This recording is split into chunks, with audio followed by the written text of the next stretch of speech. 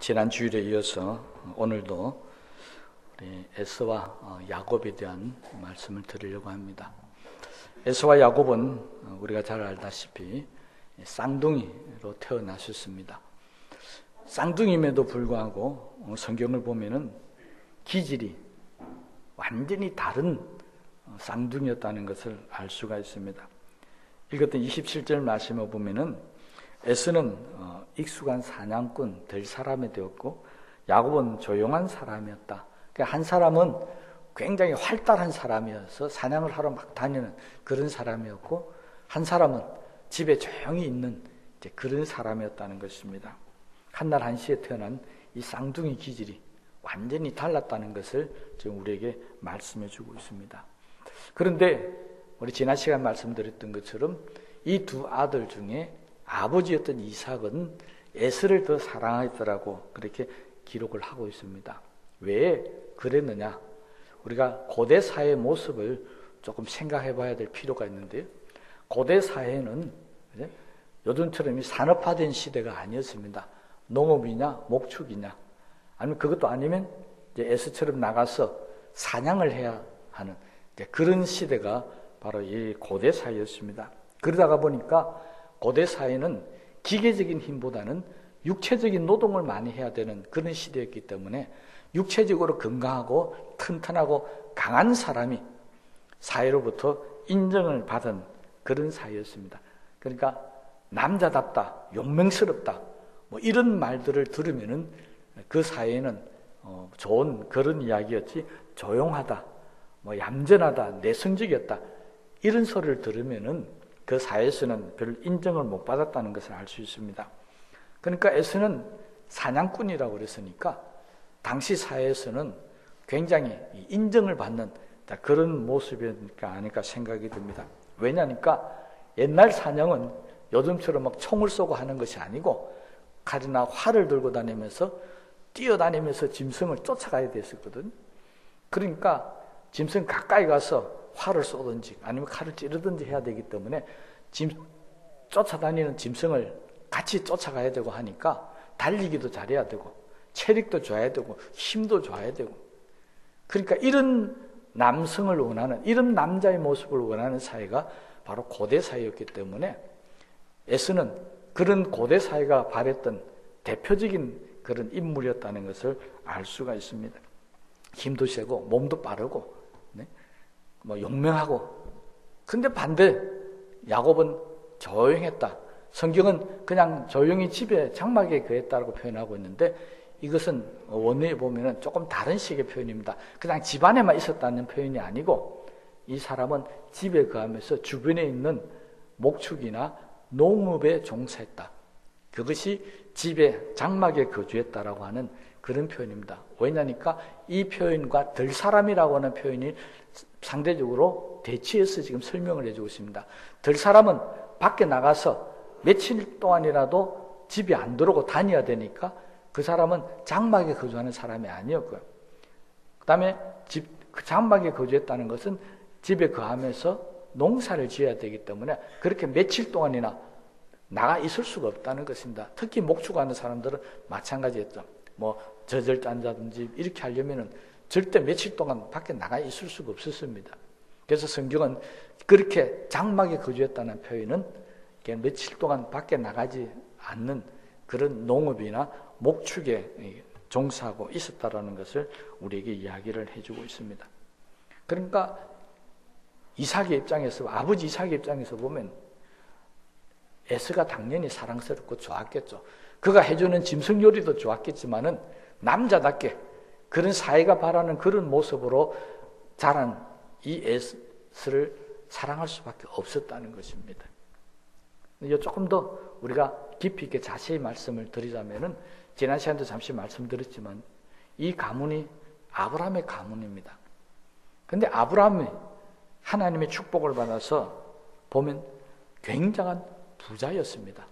하인들도 많이 건드리고 있었고 재산도 엄청난 그런 부자였죠. 앞에 5절에 보면은 이 모든 재산을 아브라함이 죽으면서 아들 이삭에게 다 물려줍니다.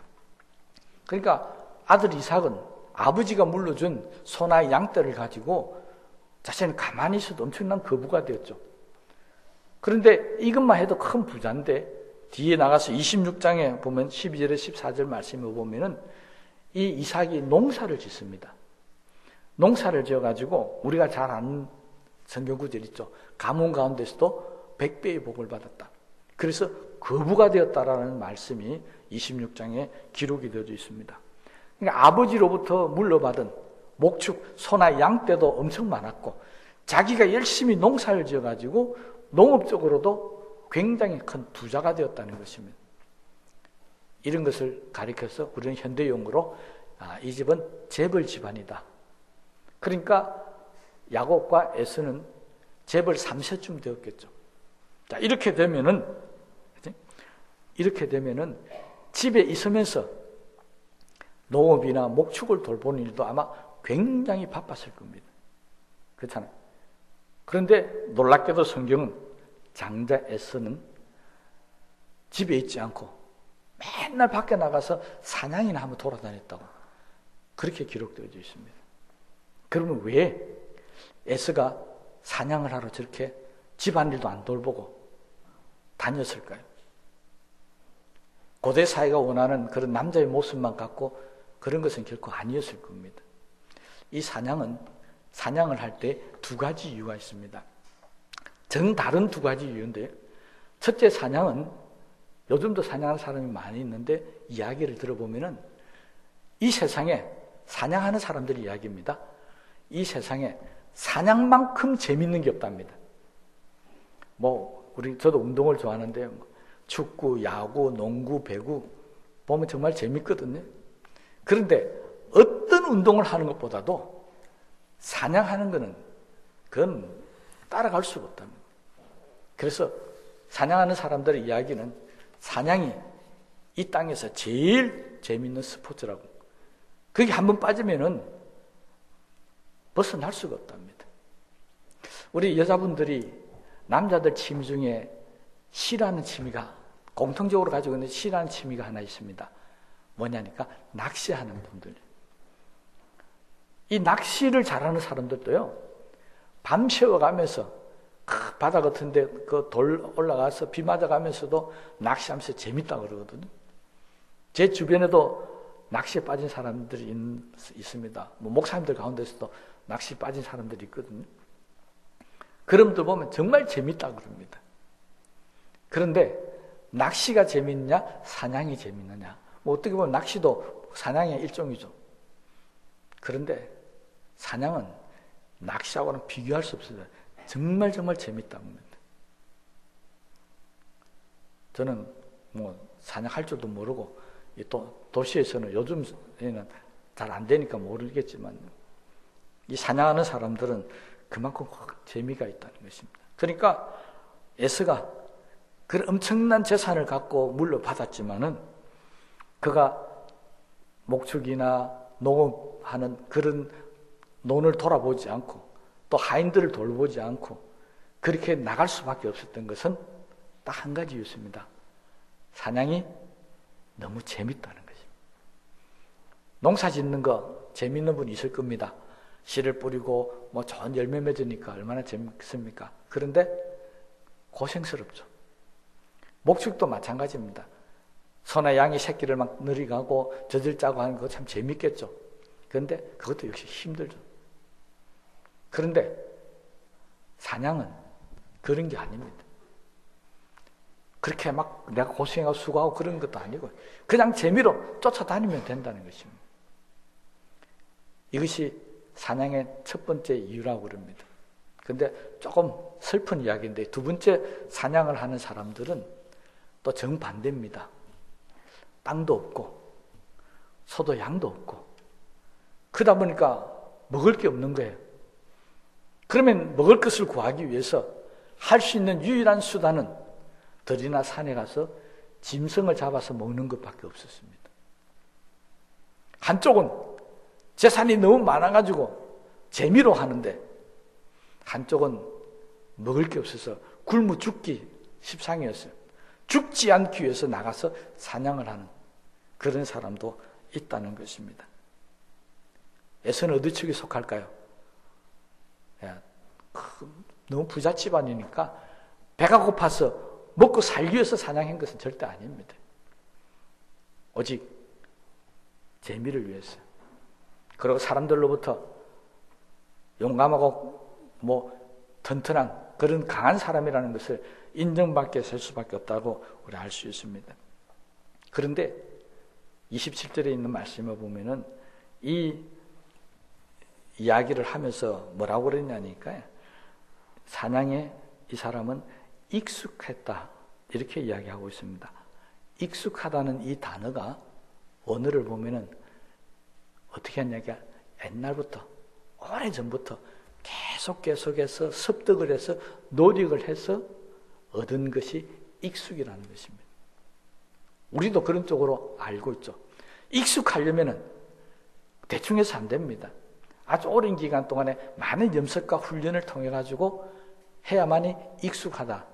그렇게 표현합니다. 그러니까 이 에스가 익숙한 사냥꾼이라고 하는 이야기는 어릴 때부터 아주 오랜 시간 동안에 사냥에 매달려 왔다라고 하는 사실을 우리가 짐작을 해볼 수 있습니다. 집안이 다 팽개치고 오직 거기에만 매달려서 그렇게 살고 집에도 안 들어오고 그래서 지난주에도 말씀드렸던 것처럼 그냥 들여 나가 사는 겁니다. 그래서 들사람이다 이렇게 이야기했습니다. 문제는 여기서 그쳤으면 좋았을 텐데 또 다른 문제가 하나 생겼습니다. 사냥을 다니다 보니까 가까운 데는 안 되잖아요. 지금 이삭의 집안이 농사를 짓는 집안이면은 산에 있는 집이 아닙니다. 평평한 지역에 있어야만이 농사를 지을 수 있지 않습니까? 그러면 사냥을 하려면 산이나 그친 데로 나가야 됩니다. 그러니 멀리 갈 수밖에 없었습니다. 멀리 가다 보니까 잠도 자고 그렇게 했겠죠. 그런데 성경에 보니까 이 에서는 멀리 다니면서 특별히 가나안 여인들을 사귀기 시작했습니다. 그리고 그는 어느 날 두 가나안 여인을 데려와서 부모들이 소개시키면서 나하고 같이 살 아내다라고 소개를 합니다. 성경은 일론에서 이삭과 리브가가 큰 근심을 했다고 기록하고 있습니다.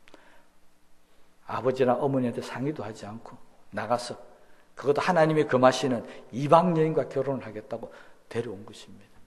그러니 사냥만 다닌 것이 아니라 나가서 그 생활이 문란했다는 사실을 우리가 알 수가 있습니다.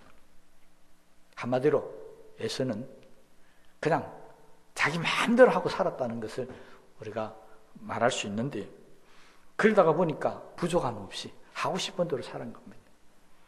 그렇게 성격이 형성이 돼 가다 보니까 에서에게 단점이 하나, 여러 가지 단점이 많이 있겠지만 오늘 본문 말씀에 보면 에서가 가지고 있는 단점이 하나가 있습니다. 그게 뭐냐니까 배고프면 참지를 못한다는 것입니다. 매일 맛있게 먹고 배부르게 먹다가 짐승을 못 잡았죠. 집에 와서 배고파서 와서 보니까 먹을 거는 없죠. 그런데 동생이 죽을 끓이고 있으니까 그게 탐이 났던 것입니다. 그리고 에서는 놀란 제안을 합니다. 장자권과 바꾸자는 겁니다. 야곱이 왜 죽을 끓였겠어요? 자기도 배가 고팠기 때문에 먹으려고 끓였을 겁니다. 그런데 형이 오니까 죽을 달라 그러니까 그러면 내가 죽을 줄 테니까 형은 장자권을 달라. 이 말은 나는 지금 배가 고프니까 참을 수 있다는 겁니다. 내가 지금 배가 고파도 장자권만 주면 나는 참겠다는 겁니다. 그런데 형 에서는 달랐습니다. 배고픔을 참지 못해서 장자권을 주더라도 지금 나는 이 죽을 먹어야 되겠다는 것입니다. 그리고 성경은 이 계약이 성사가 됩니다. 에서에게 있는 것은 장자권이었고 야곱이 있는 것은 죽이었습니다. 그리고 이 있는 것을 가지고 서로 교환을 합니다. 자기에게 있는 것 가지고 없는 것을 취득을 하게 됩니다. 이 일을 통해서 이 두 사람의 운명은 완전히 달라져 버렸습니다. 여러분, 제가 오늘 설교 제목이 운명을 결정짓는 순간이 있다고 그랬습니다. 우리가 살다가 보면은 야곱과 에서처럼 우리의 운명이 어떤 선택이나 어떤 일로 인해서 한순간에 180도 확 달라져 버리는 그런 순간이 다가옵니다. 이때 오늘 본문에 있는 말씀은 선택을 잘해야 된다라고 하는 것을 우리에게 가르치고 있습니다. 장자권을 원하는 것과 죽을 원하는 것, 어느 것이 더 낫겠습니까? 다른 말로 하면 장자권이 중요합니까? 죽이 중요합니까? 이 선택에 있어서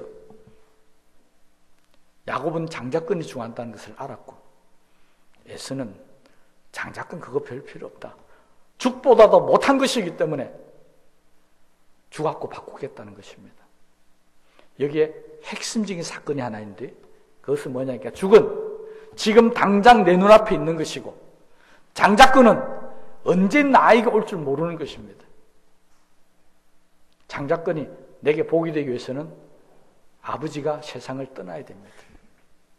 그래야 나한테 그 장자권이 비로소 효력이 발생되는데, 옛날 사람들 꽤 오래 사셨잖아요.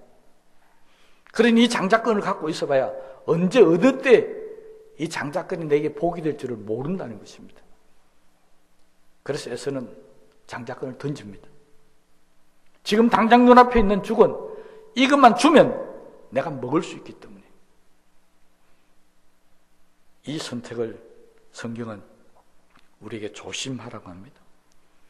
우리가 선택할 때 지금 당장 내게 유익이 되는데 먼 날을 보면 내게 큰 손해가 되는 것이 있고요, 지금 내가 배가 고파서 참아도 견뎌도 나중에 내게 큰 복이 되는 게 있다는 것입니다. 우리가 신앙생활하면서 우리 신앙의 습관 가운데도 이런 일들이 있습니다. 우리가 어렵고 힘들 때 막바지 고문 가서 도저히 해결 방법이 없다 생각할 때 우리가 선택하는 기도의 방법이 있습니다.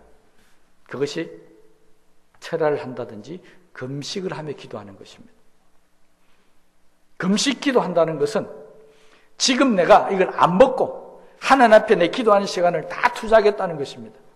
지금 내가 이 배고픈 걸 참고 하나님께서 미래에 나에게 주실 복을 위해서 나는 맨날 며칠이고 굶주리는 고통을 이겨나가겠다는 것입니다. 그래서 하나님의 복을 얻어냅니다. 이게 금식기도의 방법이죠. 요즘 사람들은 금식기도를 이전처럼 많이 하지는 않습니다. 그만큼 풍요로워졌고 살기 좋아졌다는 것이니까 한편으로 보면 좋은 일입니다. 그러나 이전에 제가 어릴 때만, 젊었을 때만 하더라도, 죄송합니다, 지금도 젊었습니다, 젊었을 때만 하더라도 금식 굉장히 많이 했었습니다. 왜 그럴까요? 오늘날 사람들은 에스처럼 지금 당장 내가 부족하고 지금 당장 내게 필요한 것, 이걸 참지를 못하는 것입니다. 배고픔을 참지 못합니다. 내게 부족함을 참지 못합니다. 그래서 그걸 내가 꼭 가져야 하는 것입니다.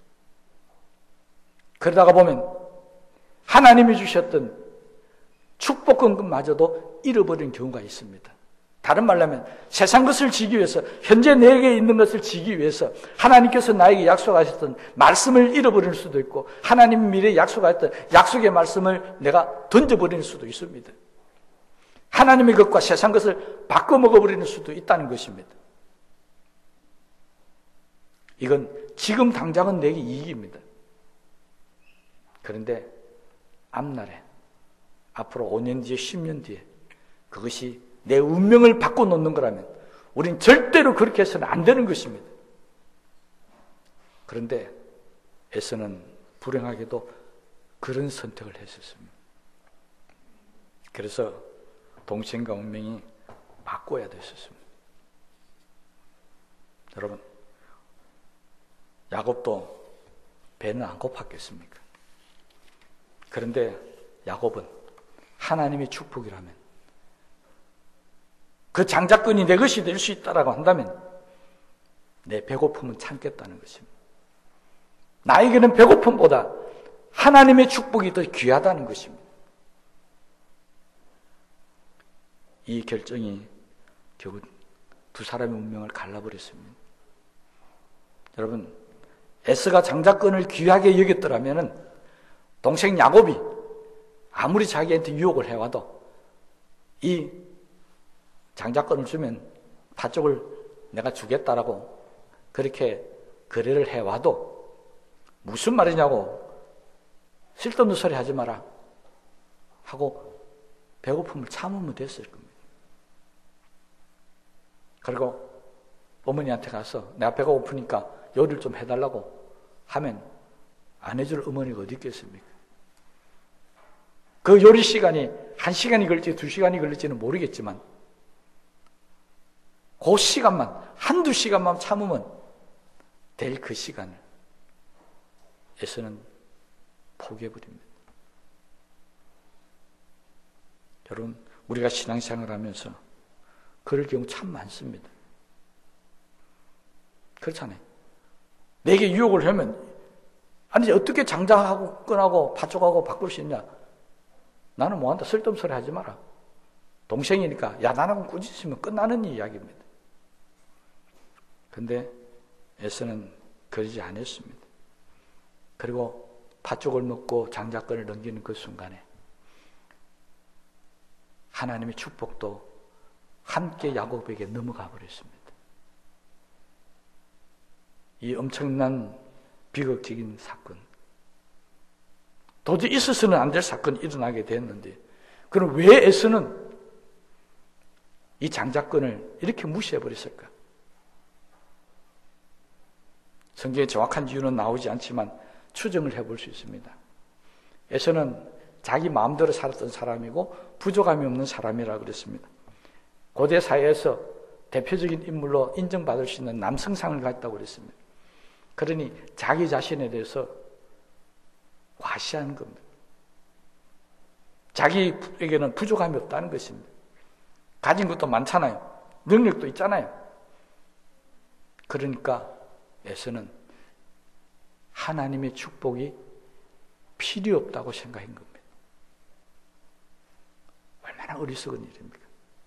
아버지가 아니 할아버지가 아무리 많은 재산을 물려줬다 할지라도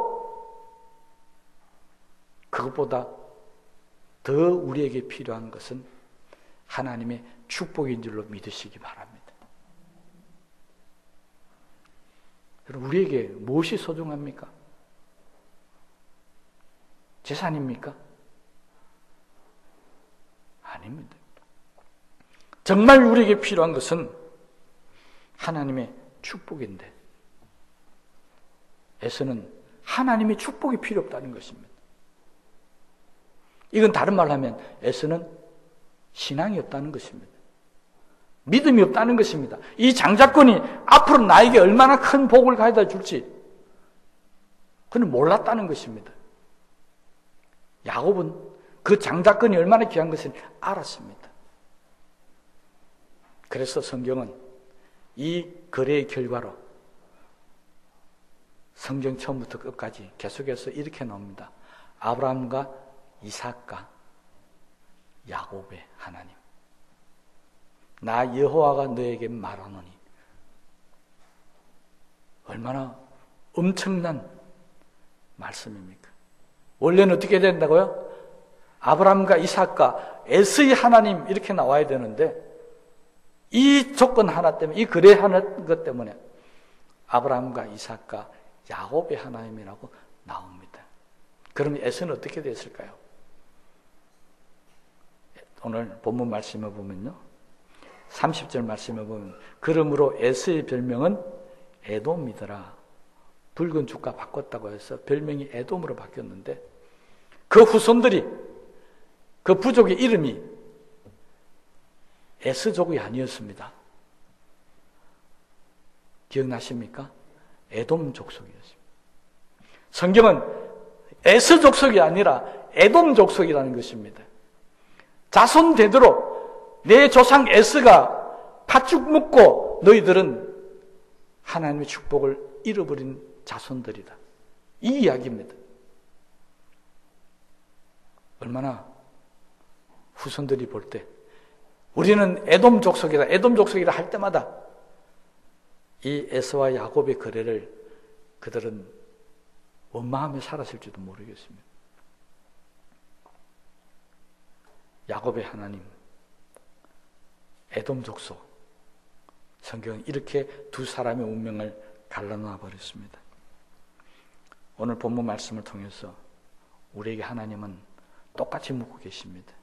지금 당장 내 눈앞에 필요한 죽을 원하느냐, 내 육체를 위한 것을 원하느냐, 그렇지 않으면 지금 당장은 내게 배고픔을 가져주고 힘든 고통을 가져줄지 모르지만 앞으로 하나님께서 너를 축복해서 미래 큰 복을 줄 믿음을 가지고 살겠느냐, 장자권을 가지고 살겠느냐,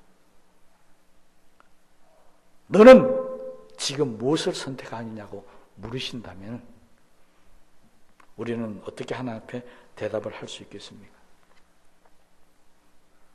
오늘 저와 여러분들은 야곱과 같은 선택을 할 수 있는 그런 사람 되시기를 주님의 이름으로 축원합니다.